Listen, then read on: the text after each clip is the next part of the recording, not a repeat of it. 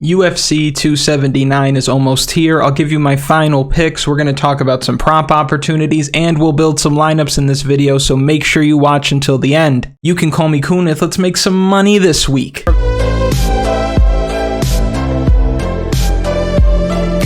And in honor of the NFL season starting, I have on a hoodie of the team that had the best offseason in all of football. Let's go! But enough about them, how they're going to win the NFC East. Sco Williams, you know your Giants are terrible. Anyway, before we get into the video, if you haven't already, go back and watch the video from earlier in the week. It'll be linked in the description. That's where we go over the entire card, fighter by fighter, salary by salary, talk about spots that we like, spots that we don't like. But for this final picks video, it's all about what we need to do to be successful this week. And the first thing that we need to do is address the change that has come to the slate, and that comes in the form of Jailton Almeida. He's going to be fighting UFC newcomer Anton Turkalj this week. This is a perfect storm for Jailton Almeida. He's going to have a grappling advantage, striking advantage, size advantage, power advantage. He's going to be better everywhere. Not looking impressive in his Contender Series fight. I think he really struggles this week, and Jailton Almeida continues to put up points like we've seen him do so far. And this fight is going to be at a catch weight of 220 pounds. I think that is very significant here because Jailton Almeida is perfect for 220. I think this is his ideal weight. He's going to come in shape, having a full camp under his belt, and he's going to shine. He likely scores the way that he has in his last two fights, around 115 to 120 points, right in that range. And the tough part is that it makes it really difficult to jam him and Khamzat Chimaev into the same lineup, considering he's 9,500, Chimaev's 9,600. We're going to put those two in a lineup together when we start building lineups, but before we do, we need to look at some of these value plays to see just how we're going to be able to afford these guys. So now we'll look at the value plays. These are plays at 8,000 and below that I think are either going to win or have a path to victory that's clear enough that you got to take a shot. Our first value play is right up at 8,000. This is Yohan Lainess. He's fighting Darian Weeks. Now, what you like from Lainess is the massive power that he carries from start to finish, even when he's tired. I do expect him to be at a technical disadvantage, but Darian Weeks isn't going to land very heavy when they're on the feet, so I don't think Lainess needs to really respect his power. Now, we saw Yohan Lainess gas out in his UFC debut against Gabe Green, where he had a ton of success early on, but ultimately just didn't have enough in the tank. But that's a bad matchup. You take the UFC debut of a guy, put him up against Gabe Green, who's super durable and has good cardio. We should have saw that coming. But the positives that we could take from that are that he probably learned a lot from that fight. Manage your cardio a little bit better, the UFC jitters are out of the way, and now he has a softer matchup with Darian Weeks. And to go a step further with that, kind of a conspiracy look into it narrative standpoint with Darian Weeks, I don't think the UFC wants anything to do with the guy. Darian Weeks has an atrocious resume, and it's not because he was losing these fights that he was in. He won every fight he had before he got to the UFC, but the competition was poor. And when you think about it, he initially gets booked to fight on the Contender Series against Josh Quinlan, who's a power puncher. He's going to be marketable down the road. He's already realized some UFC success. That fight falls through, but then he gets booked to fight Bryan Barberena, who was originally fighting Matt Brown. Matt Brown pulls out. They need somebody to fill his spot. They call Darian Weeks, and of course he's going to say yes.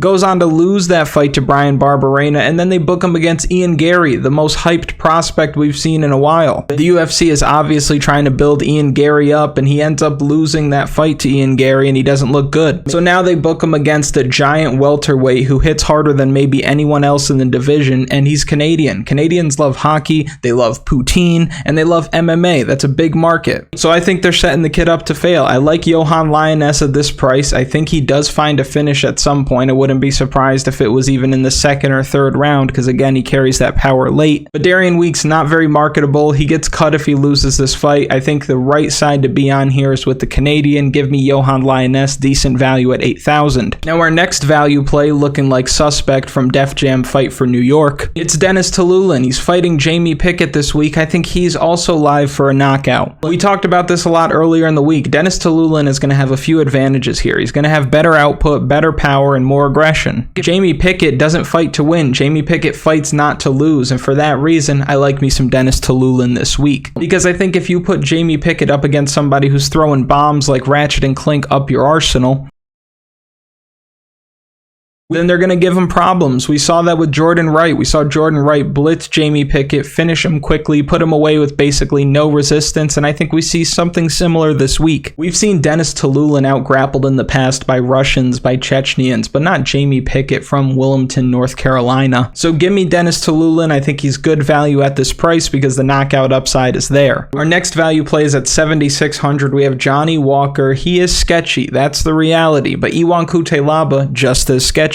And for that reason, I want to be on the underdog here. Now, initially, I was worried about the wrestling of Cutilaba, but he doesn't have the strongest top game. And Johnny Walker is athletic, he's big, he's strong, he can explode out of bad positions. And that's only if he does get taken down. If he doesn't get taken down and he lets his weapons go, the hands, the feet, the knees, the elbows, he's going to be just fine. And obviously, he has the power to knock out anybody in this division. If he lands cleanly, he's going to knock you out. I don't think Iwan Cutilaba has the best chin. So you could expect violence here. I think this fight goes under. This is the car crash kind of fight of the night on paper that shouldn't go the distance, but you always have to be careful with matchups like these. Careful, SpongeBob! Careful, SpongeBob! Johnny Walker does have a tendency to kind of lull people into a slower pace, but also when you just look at the amount of fights that he's had, how many times they go the distance, it's very unlikely. I like Johnny Walker inside the distance here, and of course at his price, it's excellent value, and he makes a lot of things work with your lineup. We have two more value plays here. We're going to come down to 7,200. We're going to grab El Cucuy, Tony Ferguson. He's got all the tools to win this fight. Of course, you have to worry a bit about the recent knockout, but that was a strike that would knock out anybody. That would knock out Drew Dober, so I think we can give him a pass there. A welterweight El Cucuy is going to be a problem for the Leech, and I think that's for two reasons. In the video earlier in the week, we talked about the ground game of Tony Ferguson. That's linked in the description. You can go check that out. But in addition to the BJJ advantage that he's going to have, I think the hand speed is going to be a big difference maker in this matchup. I think it's going to really stand out against the Leech. We're used to Tony Ferguson fighting high-level lightweights who can keep up with his speed, but at 170 pounds, I think his boxing is going to look lightning quick. Even in his last fight against Michael Chandler, his hands were looking sharp before he was taken down in the first round. He even dropped Michael Chandler at one point. He was looking pretty good. And even in his fight with Justin Gaethje that kind of started this decline that he's on right now, he was eating Justin Gaethje shots, and Justin Gaethje hits like a truck at 155 pounds, so that's worth saying something. So I think there's multiple paths to victory here for the Darce Knight, and he's going to rise again. At this price, a Tony Ferguson win is great value, even if it's 75 points in a decision. Blades and shades, baby. Tony Ferguson, let's go. And we have one more value play, and you're probably thinking, we just looked at Tony Ferguson at 7,200. That's pretty low on the salary. What else could we be looking at right now?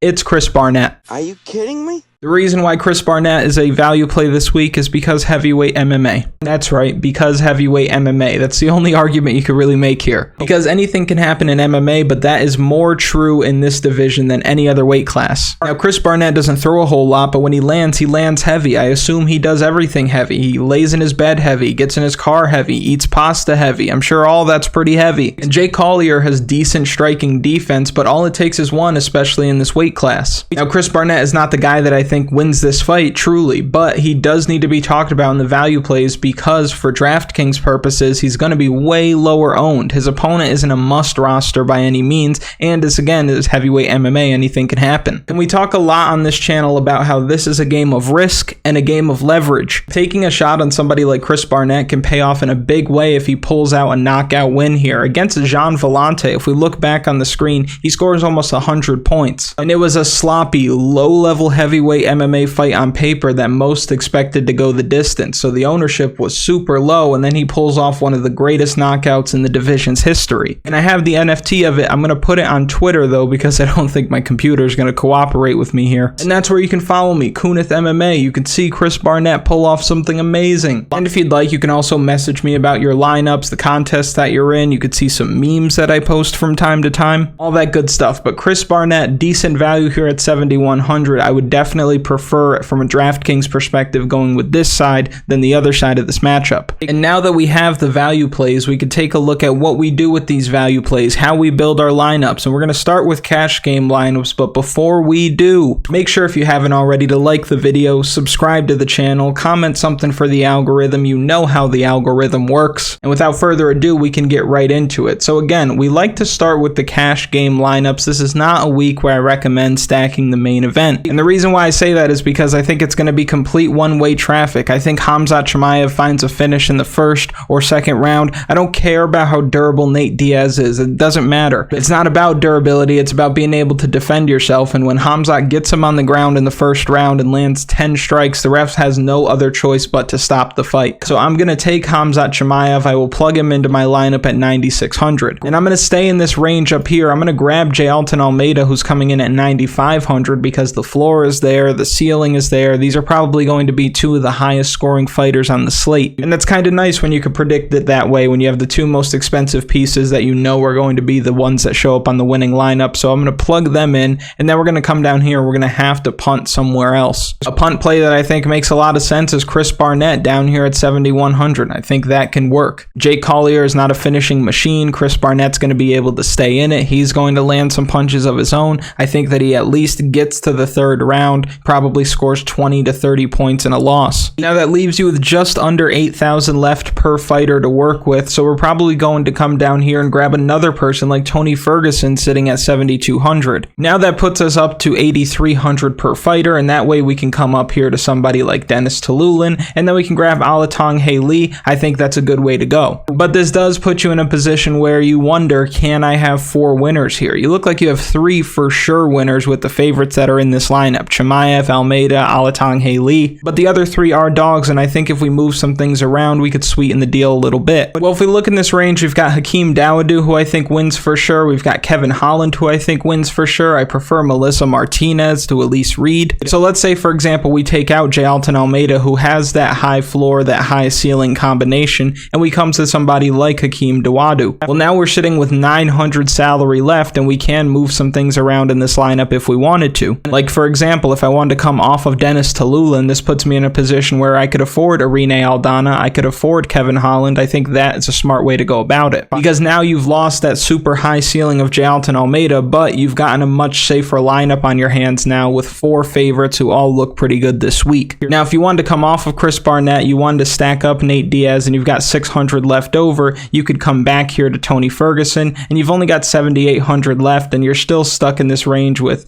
Anheliger, Reed, Johnny Walker, D-Rod. This isn't really where I want to be. So instead of definitely limiting myself with Nate Diaz in my lineup, I think I will keep it with Chris Barnett. I think I will keep it with Tony Ferguson, and I think this should cash in most contests that you're in. But that's for cash games. Most of you guys prefer the tournaments. You want to win the big money. I get that. Let's talk. Well, in tournaments, what is most of the field going to do? Well, you should expect most of the field to plug in Chimaev right away. I think more people will play Chimaev than they will Jailton Almeida, and I think they'll realize that it's hard for them to get there, so they're going to stick with just Chimaev. Then from there, you're going to see a lot of people come down here to Kevin Holland. I think that's going to be a very popular play this week. An underdog that I think will be very popular is Chad Anheliger. I think that's going to be a popular play there. I think a lot of people are going to want to play Tony Ferguson, which I agree with. I think that's a good move. A lot of people are going to want to cash in on the big power of Yohan Lainess. I'm sure of it. And now you're looking at a situation where they probably play Cutilaba. I think this is a very, very chalky lineup. This is something that if it were to win and be in the big contest, these people would be splitting the 200,000 in so many ways that everybody would be left with about $9. So what do we do to fix this? Well, how do we get off of this? Well, again, I think that Chad Anheliger and I think Kevin Holland are going to be the super uber omega chalk this week. I think Yohan Lainess probably falls in that category as well, and Tony Ferguson does, but I like Tony Ferguson where he is. What I would prefer to do in my tournaments is probably come up here to Hakeem Dawodo, who I know earlier in the week I said probably isn't tournament viable, but Julian Erosa's chin, it's going to be there. You can grab somebody like Norma Dumont. Now you've got 7,500 left over. You come back down here, you take a shot with somebody like Johnny Walker, then you come down here to Chris Barnett. This is super different. Do you feel great about it? Is this your favorite lineup? Probably not, but this is super different, and your favorite lineup normally isn't the one that you see in the first place spot in your contests. And the reason why this is different, you've got Chimaev, super chalk, but he's necessary. Hakeem Dawodo, not going to pull a ton of ownership. Norma Dumont pulling super low ownership. Sneaky play, the Stephanie Egger of this week. And then you've got 3 underdogs who all have a path to victory. Now, if you want to attack the mid-range and you still want to have Khamzat Chimaev in there, you're going to have to balance out the salary a little bit. I'm thinking Alateng Heili goes into your lineups. Yohan Lainess could make his way into your lineup. You're going to have to grab another underdog. If you want to grab somebody like Johnny Walker, you can grab Melissa Martinez. And now you've got 7,900 left over. You're probably going to find yourself playing another underdog, but this is more mid-range heavy. A way that you can play this where you're playing the fewest underdogs possible, which might be a viable strategy this week given how the underdogs are looking. You could come right here and you could grab Alateng Heili, Melissa Martinez, Kevin Holland. Now you want to come all the way down here and grab somebody like either Chris Barnett or Tony Ferguson. Let's say it's Tony Ferguson, 8,600 left over. We're going to make our way back up here. You can grab somebody like Yohan Lainess, 9,200. You can go grab Norm. Now this is putting you in a position where you're only playing 2 underdogs. If you wanted to completely punt Tony Ferguson's spot and give it to the new guy here, who's facing Jailton Almeida, you can do that, and now you've got 8,500 left over. You can come back up here, and you're still probably going to find yourself playing one of these underdogs. And if you don't want to play one of these underdogs and you come off of Norma Dumont, you could still grab Hakeem, you could still grab Irene Aldana, and now you have 5 favorites in your lineup. Now you're talking. But let's say you come down from Kevin Holland and you want to grab somebody like Yohan Lainess, 700 left over. I think at this point the next move is pretty obvious. You're going to come off of Irene Aldana, you're going to come up here to Jailton Almeida. I think that makes the most sense. Now, if you want to get super weird and you play in a really big field kind of contest, you could grab Norma Dumont, who I think has finishing upside, sneaky finishing upside from Irene Aldana. You're going to come down here and you're going to grab somebody like Tony Ferguson or Johnny Walker, or that flipped, Denis Tiuliulin at 7,900, and then you come back up here and grab somebody like Hakeem, leave a little bit of salary left over. No one's doing that, and if you don't like this, then you can always just take off Norma Dumont, grab Khamzat Chimaev, and feel a lot better about yourself. Another way you can get really different and kind of off speed and not just the picks that I'm talking about, if you grabbed Cutilaba and you came down here and you grabbed the dog that is D-Rod, but now you're already getting super different. This is something that a lot of people aren't going to come with. Now, let's say you wanted to come down here, grab somebody like Chris Barnett. Everything is possible now. Or you come off of Almeida, you come off of Hakeem Dawodo, you grab somebody like Khamzat Chimaev, you grab Irene Aldana. You've used all the salary, but not too many people are going to be playing D-Rod, Cutilaba, Alateng Heili, Chris Barnett, and Irene Aldana. And I'll quickly go over over-owned and under-owned plays on the slate. So I'll give you 3 fighters that I think are going to go super over-owned and 3 fighters that I think are going to go under-owned. And we'll start with the over-owned plays. Now, I'm not going to put Khamzat Chimaev in there because obviously he's going to go heavily owned, but it's for good reason. But right at the top of the list of over-owned fighters is going to be Kevin Holland.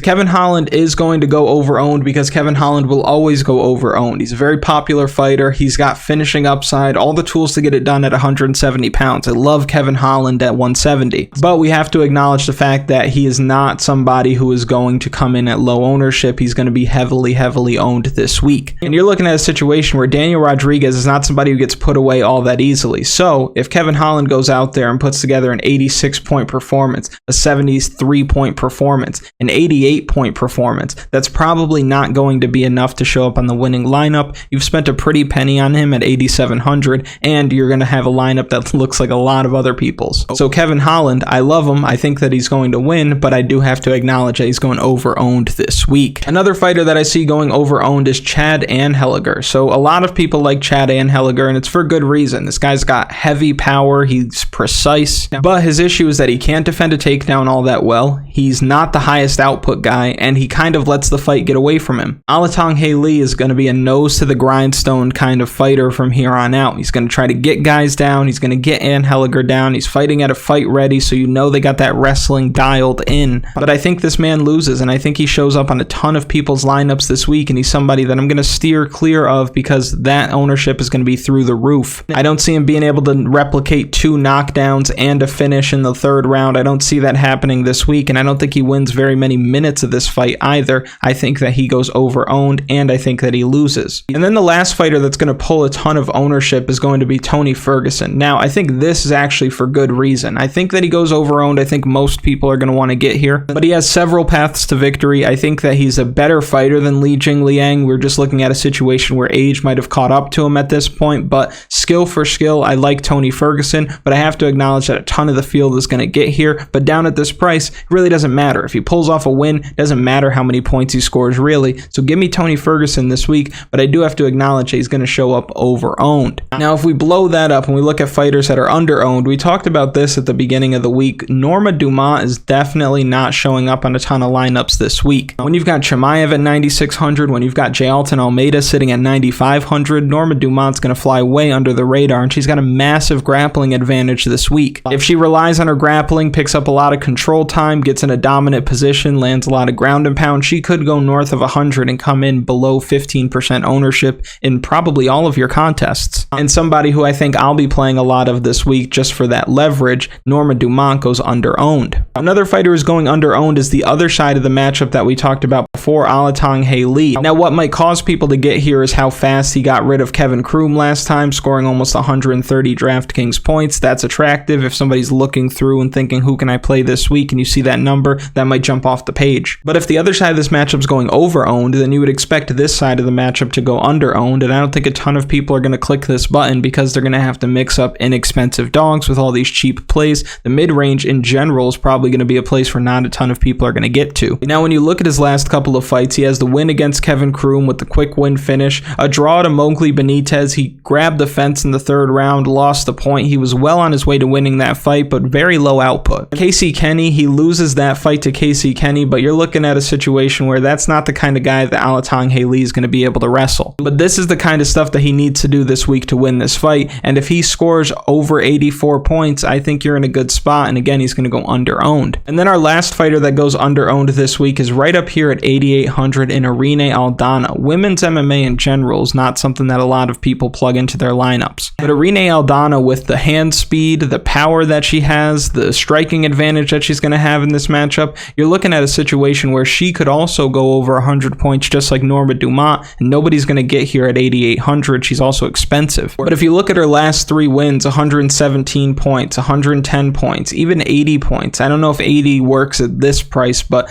you're looking at a situation where over 100 strikes thrown. I don't think Macy Chiasson's going to do all that well with that kind of volume. We saw Macy Chiasson kind of fall apart in the third round of her last fight, and if she wasn't able to just get the clinch and hang on for dear life, then she would have lost. Norma Dumont started putting punches together, and I think a few combinations is all it's going to take this week to take Macy Chiasson out, and I think Irene Aldana is going to fly way under the radar. And you notice that these are all favorites, right? These are all plays that are coming in above 8,000, because normally when you look at ownership, the plays that are below 8,000 are going to come in at higher ownership because you're going to need them to make the other pieces work. So ownership below 8,000 is typically going to be much higher than ownership above 8,000, and that's why when we go over this over-under, you see a lot of the fighters that I talk about showing up above 8,000. I think that's the case this week with the 3 that we just mentioned. And we'll finish up by taking a look at some prop opportunities. I'll show you right here in the Julian Erosa Hakeem Dawodo fight. If we take the under 2.5 at plus 110, I think that's a very sneaky spot. If you wanted to sweeten the deal a little bit, Hakeem Dawodo by knockout at plus 225. If he's going to knock out anybody, it's going to be Julian Erosa. Another spot that we can look at is the Chad Anheliger fight versus Alateng Heili.